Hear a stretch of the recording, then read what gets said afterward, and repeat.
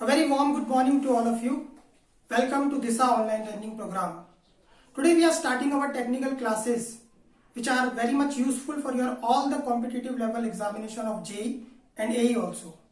So ये जितने भी आपके स्टेट एंड सेंट्रल लेवल के एग्जाम जैसे कि SSC JE, DMRC, UP triple SC JE और अभी आया है राजस्थान जेई, चाहे वो Uttarakhand service selection UK triple SC JE का हो या कोई भी आपके जितने भी कॉम्पिटिटिव लेवल के एग्जाम्स कंडक्ट होने वाले हैं उन सबके लिए बहुत ज्यादा यूजफुल रहने वाला है। तो हमारे जैसे कि आप जानते हैं डिफरेंट सिलेबस सिविल इंजीनियरिंग के अंतर्गत आते हैं, तो उनमें से सबसे इंपॉर्टेंट स्ट्रेंथ ऑफ मटेरियल जिसका वेटेज सभी एग्जाम में लगभग ज्यादा ही रहता है, तो उसको हम पहले डिस्कस करने वाले हैं। बाकी के टॉपिक्स हम लेटर ऑन डिस्कस करेंगे। और क्योंकि स्ट्रेंथ ऑफ मटेरियल को रिलेटेड भी है अदर सब्जेक्ट से सिविल इंजीनियरिंग के, सो इसी वजह से हमने इसको पहले भी स्टार्ट किया है। तो पहले स्ट्रेंथ ऑफ मटेरियल के हम टॉपिक्स में देख लेते हैं कि टॉपिक्स इसके अंदर क्या क्या है। So these are the various topics which we are going to cover in this particular subject strength of material. पहले इसमें आता है properties of material and axial stresses. The second one is bending moment and shear force. Third is deflection of beam. Fourth is transformation of stress and strain. Fifth one is combined stress. Sixth is bending stress. Seventh one is transverse shear stress. Eighth is torsion. Ninth, thick and thin shell. 10th is spring. 11th column and 12th is this is moment of inertia.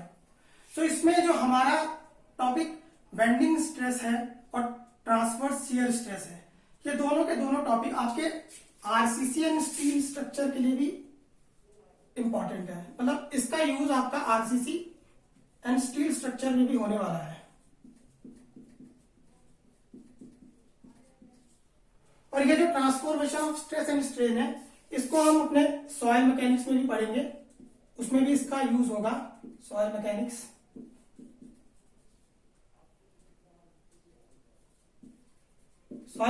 में भी इसका use होगा।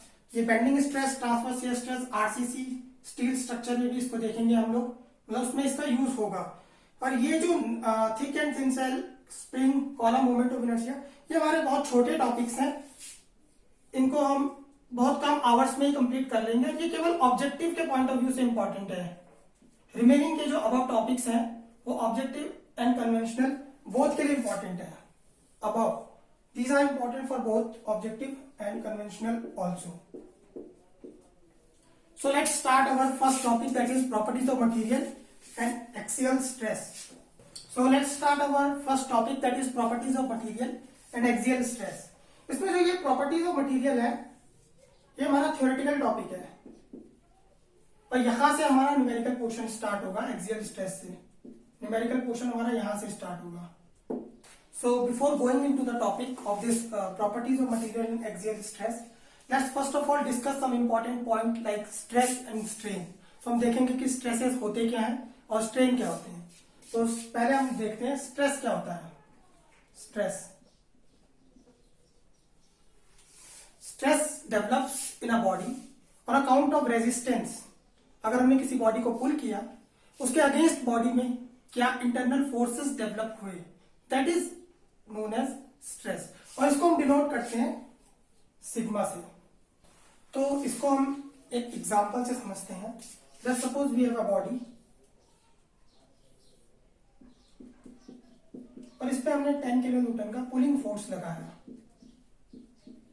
10 kilo newton का पुल force लगाया। तो इस condition में ये सपोज बॉडी का क्रॉस सेक्शनल एरिया ए है, तो इस कंडीशन में बॉडी पे स्ट्रेस कितना आएगा? इस कंडीशन में बॉडी में स्ट्रेस आएगा 0, क्योंकि ये जो 10 किलो न्यूटन हमने लगाया, this is applied force, this is not due to stress, this is not resisting force, this is applied force. और स्ट्रेस होता है resisting force divided by its area. तो इस अप्लाइड फोर्स के अगेंस्ट हमने जब कोई रेजिस्टेंस लगाया ही नहीं, तो हमारा स्ट्रेस इज इक्वल टू 0 होगा। लेट्स सपोज यही बॉडी है जिसमें हमने 10 किलो न्यूटन का फोर्स लगा रखा है और हमने इसके अगेंस्ट 4 किलो न्यूटन का फोर्स यहां पर लगा दिया, F equal to 4 kilo newton का इसके अगेंस्ट लगा दिया। तो अब इस कंडीशन में बॉडी में स्ट्रेस कितना आएगा? बॉडी में स्ट्रेस होगा, ये एरिया है ए, क्रॉस सेक्शनल एरिया, बॉडी में स्ट्रेस होगा 4 kilo newton divided by its area.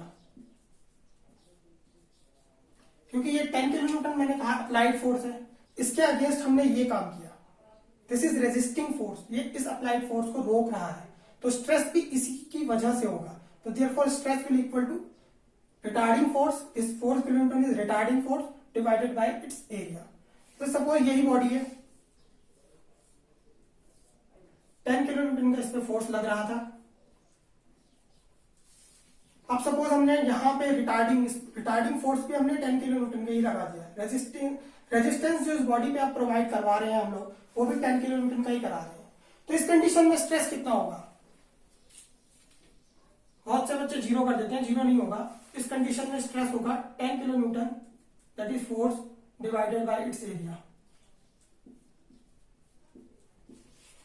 क्योंकि रिटार्डेड फोर्स पहले 4 किलो न्यूटन था, अब हमारा 10 किलो न्यूटन हो गया, तो stress will equal to 10 kilo newton divided by its area.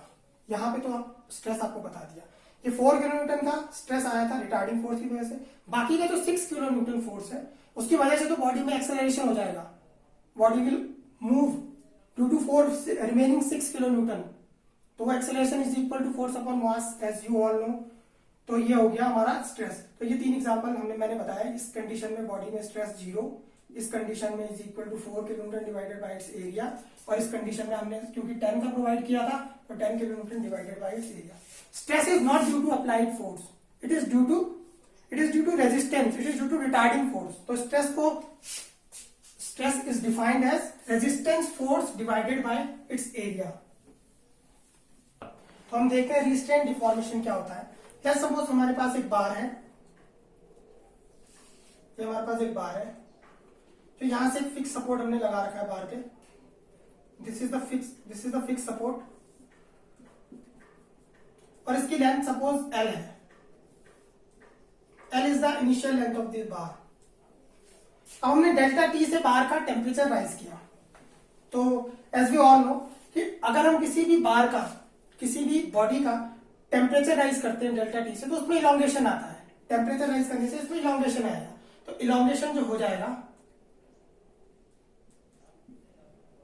ये इसमें इलॉन्गेशन आएगा अगर हम इसको डेल्टा टी से इसका टेम्परेचर राइज किया। पहले लिख लेते हैं कि इसमें क्या है, L is equal to initial length of the बार,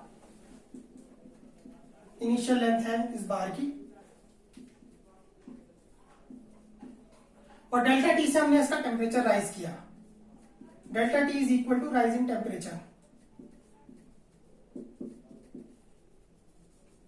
और अल्फा जो है इसका कोफिशिएंट ऑफ थर्मल एक्सपेंशन है of this bar, coefficient of thermal expansion.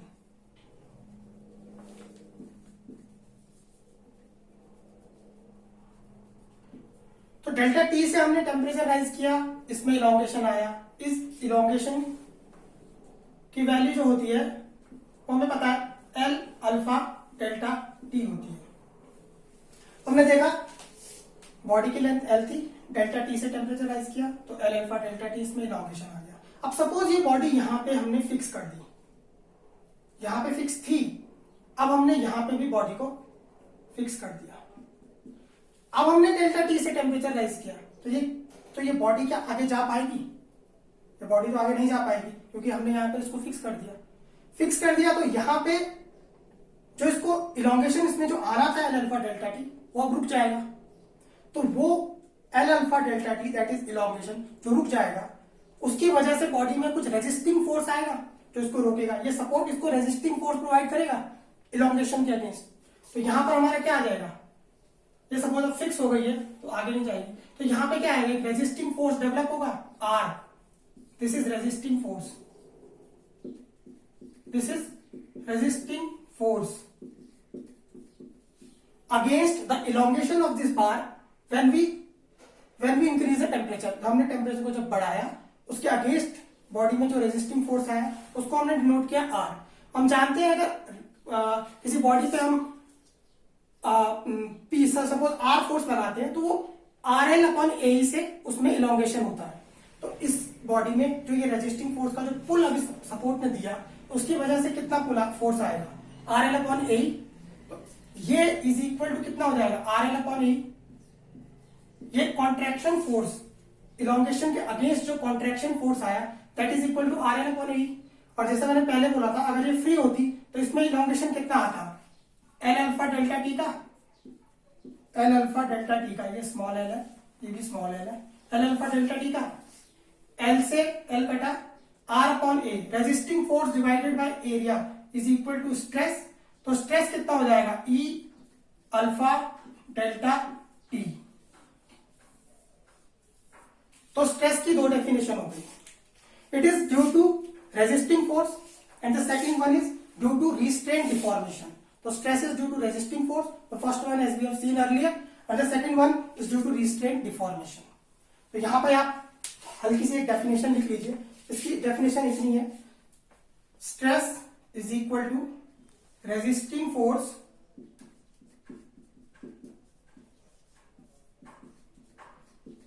Divided by area. ये आप नोट कर लेना कॉपी में, और ये जो एग्जांपल मैंने लिखा है ये भी साथ साथ नोट भी करते रहिए। और अब हम देखते हैं क्लासिफिकेशन ऑफ स्ट्रेसेस। तो stresses are classified as stresses are classified as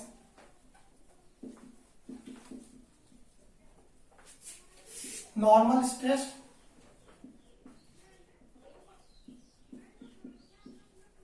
इसको हम डिनोट करते हैं सिग्मा से, एंड शियर स्ट्रेस।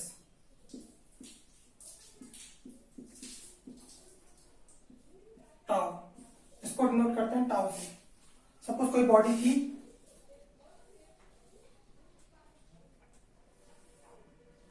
एफ इसमें फोर्स लग रहा था यहां से, और एफ ई इसमें फोर्स लग रहा था यहां पे, तो बॉडी इक्विलिब्रियम में आ गई।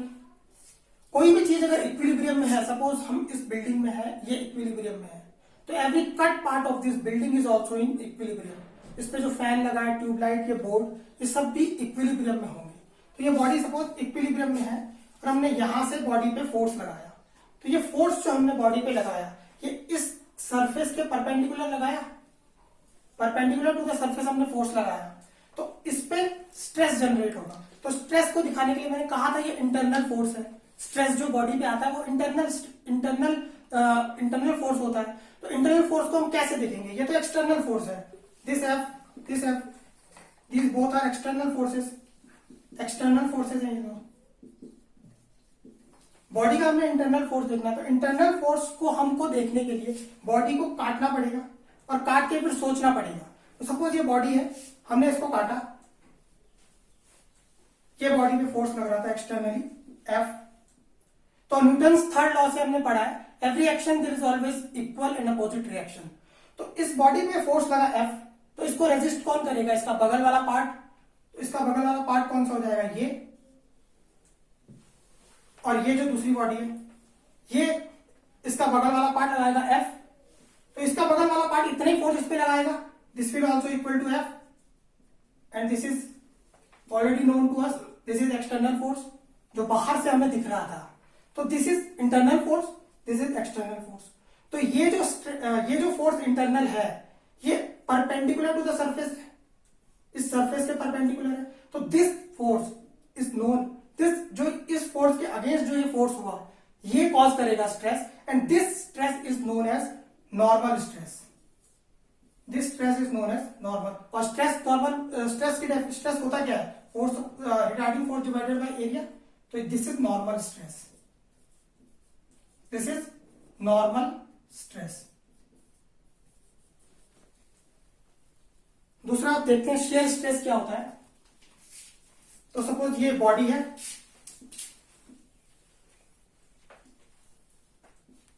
इस पे ये फोर्स लग रहा था एफ, ये अगेंस्ट लग रहा था एफ, बॉडी इक्विलिब्रियम में है, मैंने बता दिया इक्विलिब्रियम में क्यों है। अब हमने सपोज इसको काटा इस प्लेन में, इस प्लेन में हमने बॉडी को काट दिया, तो काट के ये कैसा दिखेगा, सपोज ये ऐसा दिखेगा, ये इसका पहला पार्ट है, this one is second part. तो इस पे भी दो फोर्स लगेंगे, एक परपेंडिकुलर टू द सरफेस और एक अलोंग द सरफेस। तो ये जो परपेंडिकुलर वाला होगा, दिस इज नॉर्मल स्ट्रेस, और ये जो अलोंग द सरफेस लगेगा, this is shear stress.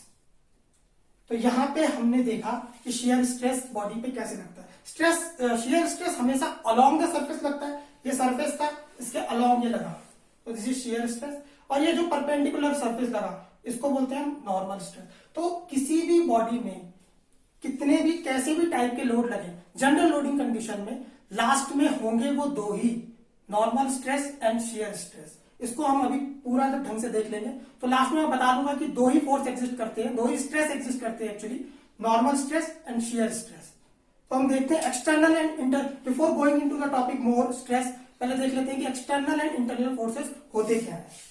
So before going into the topic of stress more, let's first of all discuss this external and internal force. तो topic है external and internal forces. हम यहाँ पे देखेंगे कि external forces and internal forces body में कैसे लगते हैं। सपोज हमारे पास ये कोई बीम है, ये सपोज कोई बीम है,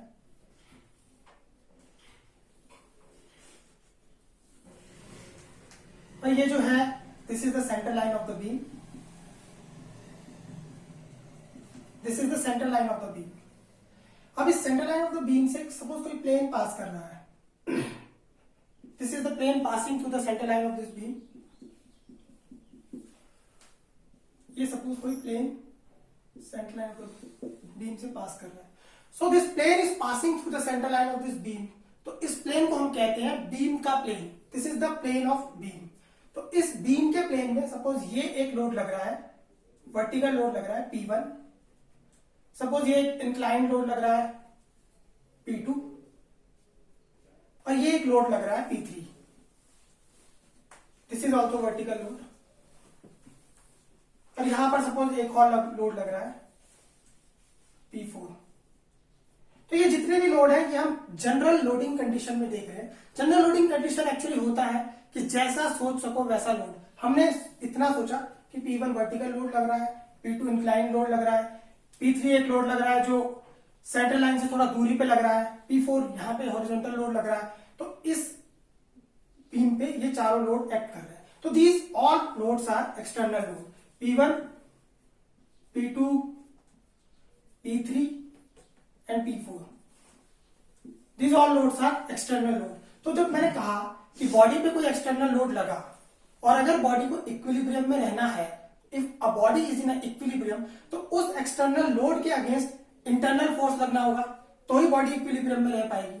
तो ये सपोज ये बॉडी है, ये लोड है P1। तो अब इंटरनल फोर्सेस हम कैसे दिखाएंगे? इसको दिखाने के लिए मैंने कहा था कि if a body is in equilibrium then every cut part of that body is also in equilibrium. तो सपोज हमने यहां से बॉडी को कट किया ए से, ये हमने बॉडी को यहां से कट किया और कट करके हमने इसको यहां पे शो किया। ये सपोज ये ए पार्ट इसका दिखा रहा हूं मैं,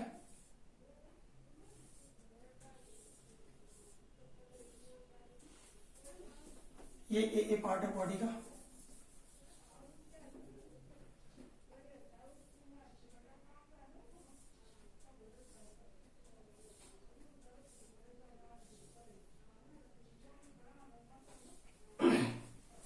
तो यहां पे बॉडी को कट किया ए पे, तो ये जो सरफेस है ये इंटरनल सरफेस है।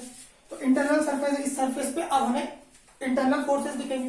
एक्सटर्नल फोर्सेस तो ये लग रहे हैं। तो P1 जो वर्टिकल लोड है, ये सपोज बॉडी का ये इस सेक्शन का y एक्सिस है, this is the y axis of this section. ये सपोज x एक्सिस है और ये इसका z एक्सिस है। तो ये जो P1 फोर्स लगा ये वर्टिकल डाउनवर्ड लगा, तो बॉडी को इक्विलिब्रियम रखने के लिए वर्टिकली अपवर्ड फोर्स लगना पड़ेगा। तो इस P1 एक्सटर्नल फोर्स के अगेंस्ट एक इंटरनल फोर्स होगा जो किस पे लगेगा? y एक्सिस पे लगेगा। तो y एक्सिस पे हमारा लगेगा Fy। तो ये Fy क्यों आया? This is due to the vertical load P1 plus the vertical component of this P3 plus P2 and the vertical force due to P3। तो P1 वर्टिकल फोर्स P2 का vertical component की वजह से और P3 का vertical force की वजह से बॉडी के सेक्शन के y एक्सिस पे Fy फोर्स आएगा। अब Fy फोर्स नीचे आएगा या ऊपर आएगा ये विल डिसाइड लेटर ऑन, किसका साइन प्लस होगा या माइनस होगा। हम अभी बस ये देख रहे हैं कि वर्टिकल लोड, हॉरिजॉन्टल लोड और जितने भी एक्सटर्नल लोड लगे हैं इनकी वजह से कौन कौन से एक्सिस पे बॉडी पे इंटरनल फोर्सेस आएंगे। तो अभी हमने वर्टिकल लोड देख लिया P1, vertical component of P2 and vertical force P3। तो इन तीनों की वजह से वर्टिकल एक्सिस पे फोर्स आया Fy। अब यहां पर ये जो P2 लग रहा है, इसका दो कंपोनेंट होगा, एक वर्टिकल कंपोनेंट, एक हॉरिजॉन्टल कंपोनेंट। अब P2 का जो हॉरिजॉन्टल कंपोनेंट होगा वो किस पे लगेगा? एक्स एक्सिस पे लगेगा। तो एक्स एक्सिस पे भी एक इंटरनल फोर्स आएगा Fx, वर्टिकल भी आ गया, हॉरिजॉन्टल भी आ गया। अब ये जो P4 लग रहा है, इसके अगेंस्ट कौन सा लोड आएगा? जेड एक्सिस पे आएगा। ये जो P4 लग रहा है, इसके अगेंस्ट कौन सा फोर्स आएगा? जेड एक्सिस पे आएगा। This is Fz। तो हमने अभी देखा कि P1, P2, P3 and P4 जो एक्सटर्नल फोर्सेस हैं, इनके against X, Y and Z तीनों ही एक्सिस में हमारे पास इंटरनल फोर्स आए। और एक और चीज आएगी बॉडी में, ये जो P1 और वर्टिकल कंपोनेंट ऑफ P2 और P3, ये तीनों जो वर्टिकल लोड बॉडी पे लग रहे हैं, इसकी वजह से बॉडी में रोटेशन आएगा। अब रोटेशन किस एक्सिस के अलाउंग आएगा या किस एक्सिस के अबाउट आएगा?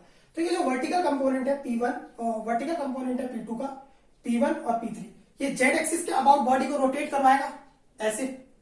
तो बॉडी को इक्विलिब्रियम में रहने के लिए एक मोमेंट डेवलप होगा जेड एक्सिस के अबाउट। तो यहां पे आएगा एक मोमेंट डेवलप होगा mz। ऐसे ये जो P3 है, ये सेंटर लाइन से, बीम के सेंटर लाइन से थोड़ा हट के लग रहा है। तो ये किस एक्सिस के अबाउट बॉडी को रोटेट करने की कोशिश करेगा? एक्स एक्सिस के अलाउंग। ये एक्स एक्सिस है, इसके अबाउट ये बॉडी को रोटेट करने की कोशिश करेगा। तो एक मोमेंट एक्स एक्सिस के अलाउंग भी आएगा। अब ये जो P4 फोर्स है, ये किस एक्सिस के अबाउट बॉडी को रोटेट करने की कोशिश करेगा? ये ऐसे लग रहा है बॉडी पे, ये वाई एक्सिस है, तो ये ऐसे बॉडी को रोटेट करने की कोशिश करेगा। ये लग रहा है P4, तो ये ऐसे अबाउट, ये वाई एक्सिस के अबाउट ऐसे रोटेट करने की कोशिश करेगा। तो वाई एक्सिस के अबाउट भी एक मोमेंट आना पड़ेगा बॉडी को इक्विलिब्रियम में रहने के लिए। तो एक My यहां पे लगेगा, ये सपोज My लगा। तो अभी हमने देखा कि ये जो एक्सटर्नल फोर्सेस है P1, P2, P3 and P4, इन चारों फोर्स की वजह से तीनों एक्सिस पे हमारे फोर्स जनरेट हुए, इंटरनल फोर्सेस जनरेट हुए Fx, Fy एंड Fz। और बॉडी के रोटेशन को रोकने के लिए, to maintain body in equilibrium condition के लिए तीन मोमेंट भी डेवलप हो रहे हैं, Mx, My, Mz। तो अब ये देख ले कि किसी भी कंडीशन में, किसी अंडर जनरल लोडिंग कंडीशन में हमारे पास टोटल कितने इंटरनल फोर्सेस बॉडी में डेवलप हुए? तो जनरल लोडिंग कंडीशन में कितने इंटरनल फोर्स डेवलप हुए? 6, Fx, Fy, Fz and Mx, My, Mz। तो ये तीन हमारे पास इंटरनल फोर्सेस आए। तो ये जनरली हो गया जनरल लोडिंग कंडीशन में, 3D कंडीशन में। अब देखो कि अब मैं एक चीज दिखाना चाह रहा हूं कि अगर P3 0 हो जाए, सपोज हमारे पास ये बॉडी है और इसमें अब P3 हमारे पास लोड लग ही नहीं रहा है, if P3 is equal to 0, तो अगर P3 0 हो जाए, जो कि सेंटर लाइन से थोड़ा दूरी पे लग रहा है, वो अगर 0 हो जाए, तो क्या Fy 0 हो जाएगा? Fy 0 तो नहीं होगा, क्योंकि Fy तो P1 की वजह से भी आ रहा है और P2 के वर्टिकल कंपोनेंट की वजह से भी आ रहा है, तो Fy तो 0 नहीं होगा। बट P3 की वजह से क्या 0 हो जाएगा? ये एक्स एक्सिस के अबाउट बॉडी को रोटेट करने की कोशिश कर रहा था, तो Mx क्या हो जाएगा? 0 हो जाएगा। Mx यहां पर 0 हो जाएगा। अब देख रहे हैं कि अगर हम P4 को 0 मान लें कि P4 बॉडी पे लग ही नहीं रहा है, if P4 is equal to 0, P4 is equal to 0, तो क्या Fz 0 हो जाएगा? क्योंकि z एक्सिस पे जो फोर्स आया है वो ड्यू टू P4 आया है। तो if P4 is equal to 0, तो उसको जो बैलेंस करने वाला फोर्स Fz है वो भी 0 हो जाएगा। जब P4 ही नहीं है तो Fz कहां से आ जाएगा? तो Fz इज इक्वल टू 0 हो जाएगा। और एक चीज और, P4 की वजह से ही मोमेंट आया था, किस एक्सिस के अबाउट आया था? y एक्सिस के अबाउट आया था। P4 की वजह से बॉडी किस एक्सिस में रोटेट करने की कोशिश कर रही थी? y एक्सिस के अबाउट रोटेट कर रही थी। तो My भी 0 हो जाएगा। तो मैंने आपको बताया जनरल लोडिंग कंडीशन में, 3 डायमेंशनल कंडीशन में बॉडी में कैसा भी लोडिंग हो, number of internal forces develop हो रहे थे 6। अब जब मैंने P3 एंड P4 को हटा दिया, ये जो दोनों लोड हैं P3 एंड P4, ये बीम के प्लेन में तो नहीं लग रहे हैं। मैंने कहा था ये बीम का प्लेन है जो centre line of the beam से थ्रू आउट पास करे। तो ये P3 and P4 centre line beam के प्लेन में तो लग नहीं रहे हैं, और बीम के प्लेन पे लग रहे केवल 2 फोर्स हैं, P1 एंड P2। तो ये दो force beam plane of beam में लग रहे हैं, तो अंडर टू डायमेंशनल कंडीशन हमेशा के लिए याद रखना, अंडर टू डायमेंशनल कंडीशन जितने भी लोड लगेंगे वो अलोंग द प्लेन लगेंगे, अलोंग द बीम के प्लेन पे लगेंगे। बीम के प्लेन से जितने भी लोड बाहर लगते हैं that is three dimensional condition. तो ये टू डायमेंशनल कंडीशन हो गई हमारे पास, जब हमने P3 एंड P4 को रिमूव कर दिया। तो P3 एंड P4 जब फोर्सेस रिमूव हो गए तो हमारे पास इंटरनल फोर्सेस कितने बचे? mx 0 हो गया, fz 0 हो गया, my 0 हो गया। रिमेनिंग कितना बचा? यहां पे देखो, ये एक्सटर्नल फोर्सेस थे, ये एक्सटर्नल फोर्सेस थे। इंटरनल फोर्सेस क्या डेवलप हुए थे अंडर जनरल लोडिंग कंडीशन पे? जनरली हमारे पास कितने इंटरनल फोर्स डेवलप हुए थे? Fx हुआ था, Fy हुआ था, Fz हुआ था, Mx, My, Mz। हमने P3 एंड P4 हटा दिया, जो बीम के प्लेन से बाहर लोड लग रहे थे उनको हटा दिया। तो उनको हटाने से हमारे जो इंटरनल फोर्सेस हैं वो Mx हट गया, My हट गया, Fz हट गया। रिमेनिंग कितने बचे? Fx, Fy, Mz। तो हमेशा के लिए याद रखना, अंडर टू डायमेंशनल कंडीशन हमारे पास इंटरनल फोर्सेस डेवलप होंगे तीन, that is Fx, Fy and Mz। तो अभी हमने देखा कि under general loading condition if I cut section then how many types of internal forces will develop in a body. हमने देखा 6 types of internal forces develop होंगे under general loading condition. तो अगर हमारा स्ट्रक्चर और उसकी लोडिंग सेम प्लेन में हो, जैसे ये स्ट्रक्चर एंड इसकी लोडिंग सेम प्लेन में हो, तो इसको हम टू डायमेंशनल स्ट्रक्चर बोलेंगे। और अगर अगर loading out of the plane हो, out of the centre line of the plane हो, मतलब out of the plane of beam हो, तो उसको हम थ्री डायमेंशनल कंडीशन बोलेंगे। तो हमें पता लग गया अंडर जनरल लोडिंग कंडीशन में हमारे पास 6 इंटरनल फोर्सेस डेवलप होते हैं, तो टू डायमेंशनल कंडीशन में हमारे पास 3 इंटरनल फोर्सेस डेवलप होंगे, क्योंकि 3 डायमेंशनल कंडीशन में P3 P4 को जब हमने रिमूव किया तो हमने देखा Mx 0, Fz 0, My 0, remaining force Fx, Fy, Mz। तो ये Fx, Fy, Mz डेवलप होंगे टू डायमेंशनल कंडीशन में। तो नंबर ऑफ इंटरनल फोर्सेस ये लिख लीजिए। 2D कंडीशन में नंबर ऑफ इंटरनल फोर्सेस जो डेवलप होंगे वो होंगे 3। 3D कंडीशन में 6। 3D कंडीशन मतलब general loading condition, 2D condition मतलब लोडिंग और स्ट्रक्चर सेम प्लेन में हो। तो ये जो Fx, Fy, Mz, Mx, My, Mz है, इन तीनों की अब हम नेमिंग कर लेते हैं कि इनको हम बोलते क्या है। तो Fx आप देख रहे हो, ये अलोंग द एक्सिस लग रहा है, ये बीम का एक्सिस है, अलोंग द एक्सिस लग रहा है, तो इसको हम एक्सियल फोर्स बोलते हैं।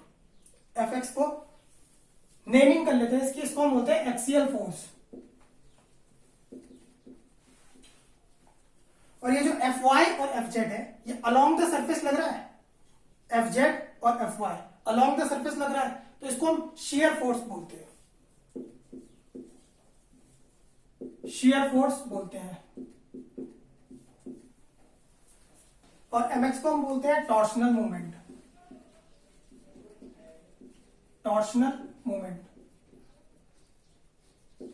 और My को बोलते हैं बेंडिंग मूवमेंट, Mz को भी बोलते हैं बेंडिंग मूवमेंट। टॉर्शनल मूवमेंट क्या होता है कि कोई पॉइंट है, ये सपोज कोई पॉइंट है, ये मेरे हाथ में सपोज एक गम लगा हुआ है, मेरे हाथ पे गम लगा हुआ है, और मैंने इस पॉइंट यहां पर है, मैंने गम लगा हुआ है, इसको ट्विस्ट किया, तो ये पॉइंट यहां से घूम के सपोज यहां आ गया, तो ये पॉइंट इसी सेक्शन में रहा, तो इसने अपनी जगह बदल दी, इसको हम टॉर्शनल मूवमेंट कहते हैं। और बेंडिंग मूवमेंट में सपोज ये व्हाइट बोर्ड है, मैंने इसको पुल किया, ये बाहर का पॉइंट, ये वाला पॉइंट बाहर आ गया, ये वाला अंदर चला गया, तो ये इसी प्लेन में नहीं रहा, ये आउट ऑफ द प्लेन चला गया, सेक्शन से बाहर या अंदर चला गया, तो इसको हम बोलते हैं बेंडिंग मूवमेंट। अब वही इसमें भी हो रहा है सेम कंडीशन। तो ये जो स्ट्रेसेस प्रोड्यूस करेंगे, axial force axial stress produce करेगा, shear force shear stress, torsional movement torsional stress हम कह देते हैं, बेंडिंग मूवमेंट बेंडिंग स्ट्रेस। ये हम अपने अगले लेक्चर में देखेंगे कि ये जो स्ट्रेस प्रोड्यूस करते हैं इनको हम नेमिंग कैसे कैसे इसकी करते हैं, और फाइनली कैसे हमारे पास केवल नॉर्मल स्ट्रेस और शियर स्ट्रेस ही बीम में आता है। तो ये हम अपने अगले लेक्चर में देखेंगे। Thank you very much all of you.